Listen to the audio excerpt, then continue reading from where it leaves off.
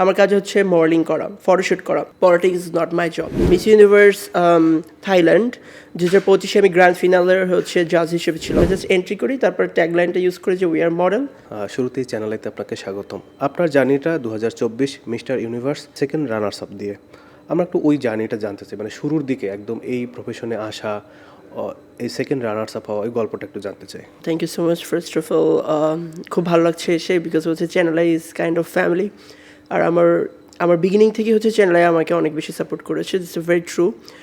আর mister universe, হ্যাঁ, এটা আমার সব থেকে ক্যারিয়ার টার্নিং পয়েন্ট। বাট আমি 2019-এ স্টার্ট করি mister and miss fortunate.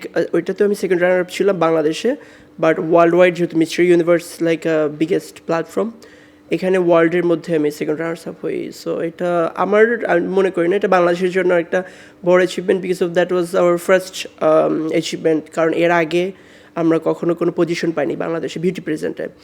So এটার পর অ্যাকচুয়ালি আমার ইন্টারন্যাশনাল যে ডোরগুলো সব ওপেন হয়ে গিয়েছে। দ্যাট লাইক আমি দেশের মধ্যে আর মানে থাকে না যে আমি দেশের মধ্যেই কাজ করছি, এই গন্ডিটা আমার টোটালি ওপেন ছিল। সো এরপর থেকে প্রপারলি কাজ করছি এখন। 2024-এর পর সেকেন্ড রানার্স আপ হওয়ার পরে আরও কী মানে অর্জন করেছেন বা করতে সক্ষম হয়েছেন?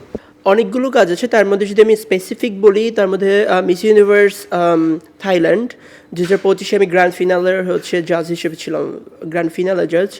এটা হচ্ছে আমাদের বাংলাদেশ থেকে ফার্স্ট টাইম যে আমরা একটা বিউটি প্রেজেন্টের জাজ হিসেবে, তাও ইন্টারন্যাশনালি।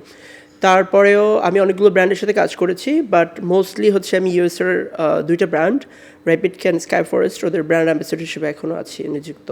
সো এইগুলো আমার মোস্ট পাওয়ারফুল ওয়ার্ক আমি বলি, কারণ আমার ক্যারিয়ারের সব থেকে টার্নিং পয়েন্ট এখন পর্যন্ত। নতুন রিন গভীর থেকে পরিষ্কার করে কাপড়কে রাখে নতুনের মতো উজ্জ্বল। নতুন রিন অ্যাডভান্সড পাউডার। দেশে কাজ করা, দেশের বাইরে গিয়ে আবার কাজ করা, মানে যদি একটু ব্যবধানটা জানতে চাই। অনেক বেশি, কারণ আমাদের দেশে ডেফিনেটলি আমাদের ফ্যাশন ইন্ডাস্ট্রির কাজ খুবই ভালো। If I compare with film, নাটকের সাথে যদি আমি কম্পেয়ার করি, still now fashion is the best. But আমাদের কাজের গণ্ডিটা একটু নষ্ট হয়ে গেছে। লাইক আগে যেটা ছিল, আগের যারা মডেল সিনিয়র, নোবেল ভাইয়া বলি বা নিভিরা দানেশ বা রাজমিনী ভাইয়া, তারা এখনও কাজ করছে। বাট ইমি আপু থেকে শুরু করে আজরা আপু বা পিয়া জান্নাতুল আপু, তারা যখন কাজ করতেছে, দ্রুমা আপু, ওই প্যাটার্নটা এখনটা টোটালটা নেই। কারণ আগে তারা অ্যাকচুয়ালি কাজ করতো, এখন কাজটা কম হয়। বাট পার্সোনাল লাইফস্টাইল নিয়ে আর কি আমার মনে হয় বেশি একটু চর্চা হয়। আর তারা এইটা নিয়ে ইন্টারেস্টেড, তার জন্য দেখা যায় যে ইলিগাল কাজ বা সাইড ট্র্যাকে চলে যাচ্ছে। লাইক আমি এ ফ্যাশন মডেল, আমার কাজ হচ্ছে মডেলিং করা, ফটোশ্যুট করা। Politics is not my job. তো দেখা যাচ্ছে যে আমি যেটা বলবো যে বিউটি প্রেজেন্ট বাংলাদেশে, মানে আমি একটু এটার প্রতি একটু মানে ক্ষুব্ধ আর কি, কারণ কাজ প্রপারলি হচ্ছে না।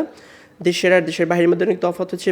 বাইরে যারা প্রফেশনালি কাজ করে, অ্যাকচুয়ালি কাজটা করে, লাইক আপনি জার্নালিস্ট, আপনার কাজ হচ্ছে এই সেক্টরে কাজ করে, আপনার কিন্তু কাজ না যে আপনি পলিটিক্স করবেন বা এটা নেক্সট, বাট আপনি যেটা নিয়ে আসবেন সেটা তো আপনার ফার্স্ট কন্ট্রিবিউশন থাকতে হবে ইন্ডাস্ট্রির প্রতি।